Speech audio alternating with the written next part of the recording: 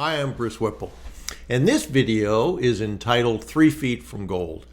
When Napoleon Hill wrote Think and Grow Rich, he wrote about an R.U. Darby, who was a gold prospector out west, who mined for gold unsuccessfully, and eventually he got frustrated, decided enough was enough, just shut down all his operations and walked away and sold the equipment he had for pennies on the dollars. The person who bought it ended up putting that back together and started to mine again and found a massive vein of gold just 3 feet from where Darby quit.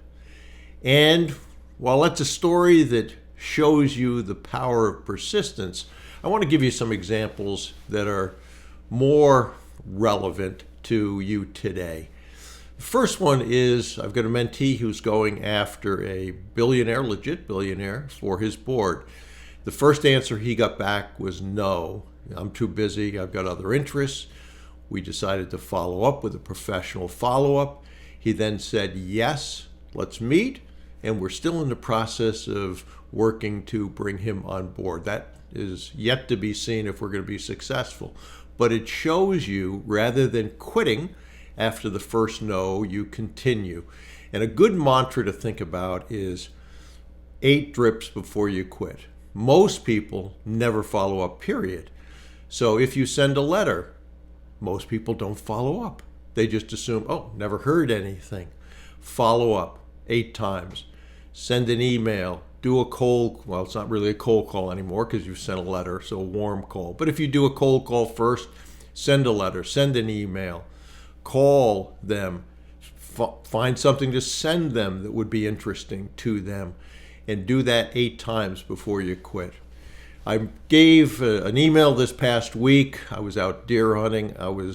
Been there for quite a while. Nothing was happening, and I decided, you know what, I'm going to pack it in. And at the moment that I decided to get ready to bundle everything up and leave, I saw a big 8-point buck, 9-point actually, step out. It was a long shot, but I shot it successfully. Good ethical shot. And deer dropped almost immediately. But had I moved a little earlier, that opportunity wouldn't have been there. The home that we live in, I tried at least 5 times to buy the house, which is right next to us. And it's very close to us, so it's 3 feet off the property line. It's been there forever. And I wrote to the owner, not interested, not interested, not interested. The 5th time I wrote to him, it was like, you know what, I'm in California. Yes, I rent that property, but I don't know why I still have it. And I ended up buying that property. My mentor, Dan Pena, gave me the moniker after numerous attempts to raise money unsuccessfully that then became successful.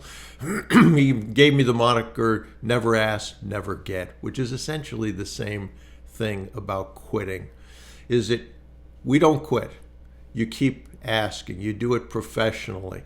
Dan had talked about the Corning where I touched base with the CFO 100 times. I mean, it's crazy, I know, but truthfully, it was. Eventually, after the 100th, Dan's convinced that it was after 100. I don't know if it was that was a proximate event, but he called me back.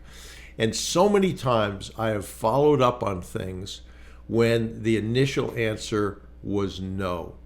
And I would highly encourage you to remember that, is that people's positions change, their interests change. They wake up one day and they're tired of doing what they've been doing, so they decide it's time to sell the business where they had a week before, a month before said, no, I'm not going to sell. Physical conditions change. People have illnesses, they have divorces, all of those things. So remember that story about 3 feet from gold. And when you're ready to quit, think about it again. And remember, is this one of those circumstances where my success is right around the corner? And many, many times I see, and it's a self-image, self-esteem issue a lot of times, but I see mentees quit right before it was going to be successful. So remember that. one of my most, if not the most successful mentee that I have, has 70 locations, and I began working with him back in 2019. Then a little thing called COVID happened. There were 14 LOIs that he had that all blew up because the businesses were closed during COVID. Most people would have quit. He did not quit. And today, and truth be told, I've got a piece of that company, there's 70 locations. The power of not quitting, the power of remembering 3 feet from gold and to push forward. So I hope you do that. I hope you know the steps. If you don't know the steps, go over to brucewhipple.com. The Acquisition Advantage Bootcamp will give you the steps of acquisition that I learned from my mentor over the past 30 years. And this coming Wednesday, I will do the live Q&A, which I do once a month for the Acquisition Advantage Bootcamp members, so there's still time to join that. But it's a powerful lesson to remember, 3 feet from gold.